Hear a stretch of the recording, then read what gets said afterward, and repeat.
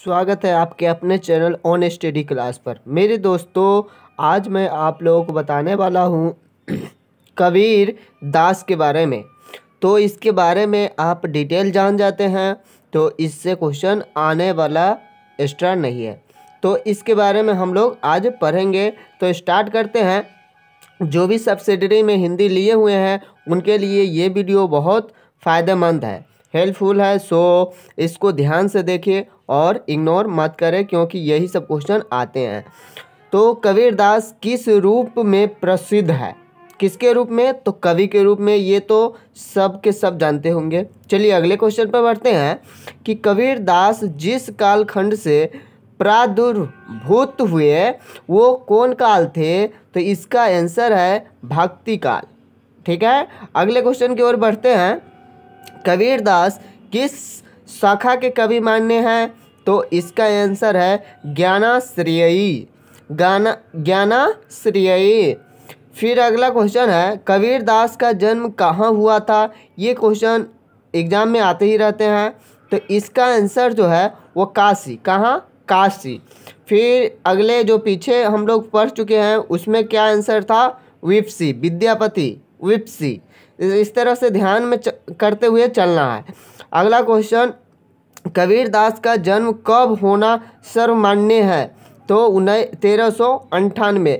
यानी कि ये इन सब की जो डेट ऑफ बर्थ होता है वो करेक्ट पता नहीं होता है, परंतु इसको कोई कारण से सबूत के आधार पर इसको मान लिया जाता है कि इसकी डेट ऑफ बर्थ इतनी ही होगी।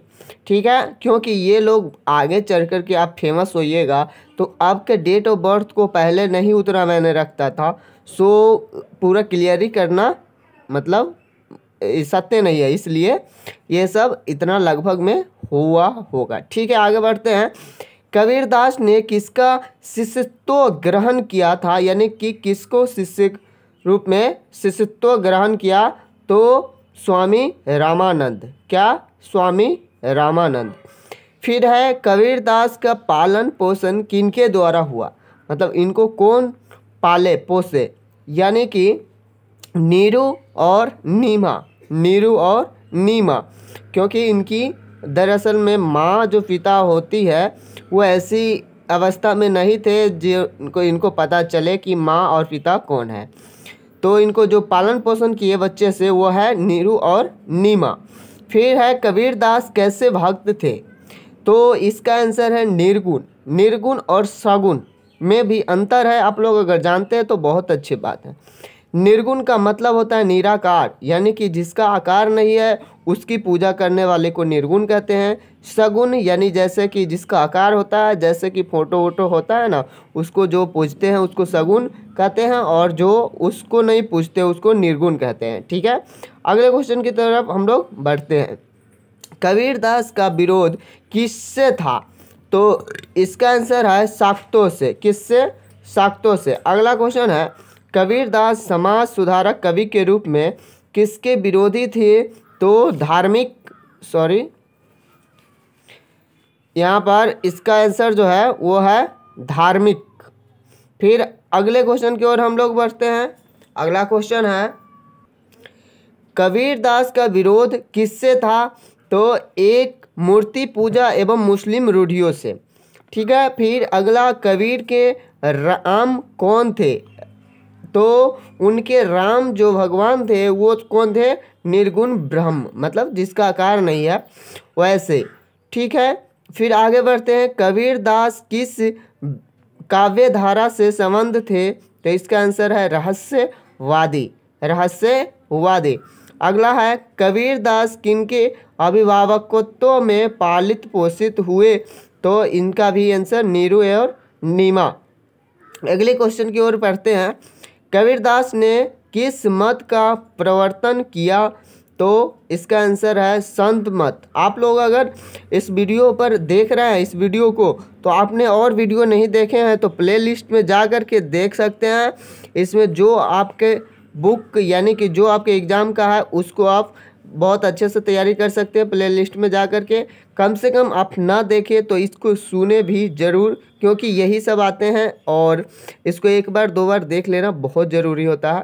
सो इसको देख लीजिएगा जा करके प्लेलिस्ट में। फिर अगले क्वेश्चन की ओर बढ़ते हैं कि कबीरदास किस जाति के थे, तो इसका है आंसर जुलाहा।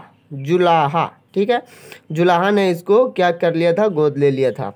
फिर अगला, मसी कागद छुइयो नई कलम गरइयो, गरइयो नहीं हाथ यह किनकी स्वीकारोक्ति है, मतलब ये किसकी उक्ति है, तो ये है कबीर दास जी की।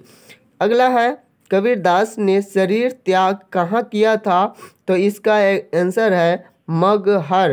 कहाँ पर, मगहर, यानी कि अंतिम समय, जिस समय वो शरीर को छोड़ दिए थे उस समय कहाँ थे, मगहर में, मगहर में। फिर अगला है, कबीरदास की वाणी का संग्रह है कैसा, तो इसका बीजक। कैसा है, बीजक। कबीर की भाषा क्या थी, कबीर की भाषा क्या थी, तो इसका आंसर है सदुक्करी। सदुक्करी क्या थी, सदुक्करी। तो इस तरह से ये वीडियो लेंदी हो जाएगा तो आप लोगों को इंटरेस्ट नहीं आएगा, सो इसी समय इसको हम स्टॉप करते हैं और आप लोगों से उम्मीद रखते हैं कि अगर आप लोगों को समझ में आ रही है तो इस वीडियो को लाइक शेयर कमेंट करना मत भूलिएगा, क्योंकि जिसके पास बुक नहीं है उसके पास शेयर करना बहुत ज़रूरी है, क्योंकि एग्ज़ाम नज़दीक है। तो फिर मिलते हैं अगले वीडियो में, तब तक आप लोग अच्छे से पढ़ाई कीजिए। Thank you for watching.